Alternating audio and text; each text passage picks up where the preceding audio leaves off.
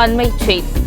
Car பந்தய பாதுகாப்பு பணியில் ஈடுபட்டிருந்த காவல் உதவி ஆணையர் சிவக்குமார் என்பவர் திடீர் நெஞ்சுவலி காரணமாக உயிரிழந்துள்ளார்.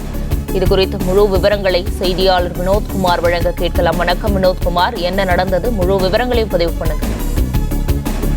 கொளத்தூர் காவல் உதவி ஆணையராக இருந்து வந்த சிவக்குமார் இன்று நடக்க இருந்த ஃபார்முலா 4 என்ற கார் பந்தய பாதுகாப்பு பணியானது தொடர்ந்து நடைபெற்று வருகிறது. இந்த பாதுகாப்பு பணியில் ஈடுபட்டு இருந்த சிவக்குமார் மன்றோ சிலை அருகே முக்கிய பிரமுகர்கள் வந்து செல்லக்கூடிய அந்த பார்வையாளர்கள் இருக்கக்கூடிய இடத்தில் பாதுகாப்பு பணிகள் நண்பகல் இருந்ததாக தெரிகிறது.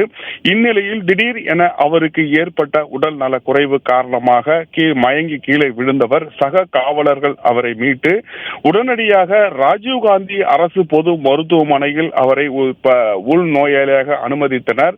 அங்கு மருத்துவ குழு அவருக்கு ஏற்பட்டுள்ள உடல் நல குறைவு காரணம் என்ன என்பது குறித்து விரிவான பரிசோதனையானது நடத்தப்பட்டு வந்த நிலையில் அவருக்கு வெண்டிலேட்டர் செயற்கை சுவாசமானது வழங்கப்பட்டதாகவும் வழங்கப்பட்டிருந்த சிறிது நேரத்தில் அவர் உடல் மோசமான நிலையில் துரிதமாக செயல்பட்டிருந்த அவர் மருத்துவ குழுவானது இருதயவியல் பிரிவு மற்றும் பொது மருத்துவ குழுவினர் உடனடியாக அவருக்கு தேவையான மருத்துவ உதவிகளை செய்து வந்தாலும் எந்தவித சிகிச்சை பலன் இல்லாமல் அவர் திடீர் காலமானதாக மருத்துவமனை நிர்வாகம் தகவல் தெரிவித்திருக்கக்கூடிய நிலையில் அவர் அங்கிருந்த அதாவது உடனடியாக உதவி பெறும் மையத்தில் இருந்து அவருக்கு தேவையான மருத்துவ குழுக்கள் விரைந்து சென்று தேவையான மருத்துவ உதவிகளையும் செய்து வந்தாலும் என்னென்ன விதங்களை அவர்கள் மேற்கொண்டிருந்தனர், அவருக்கு ஏற்பட்டிருக்கக்கூடிய நெஞ்சுவலி என்பது எதனால் ஏற்பட்டது என்பதையெல்லாம் மருத்துவ குழுவானது தொடர்ந்து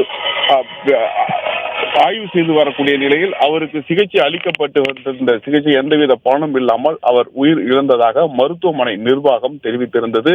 1997 ஆண்டு காவல் பணிகள் சேர்ந்திருந்த அவர் இது போன்ற ஒரு பல்வேறு காவல் நிலையங்கள் பணிபுரிந்திருந்தாலும் அவர்களுடைய பணியாற்றிய விதங்களில் பல்வேறு சாகசங்கள், அதாவது முக்கிய குற்ற வழக்குகள் அல்லாமல் முக்கிய சட்டவிரோத செயல்களில் ஈடுபட்டவர்கள் போன்றவர்களை எல்லாம் கைது செய்து பல அதிகாரிகளுடைய நன்மதிப்பையும் பெற்றவர் என்பது குறிப்பிடத்தக்கது.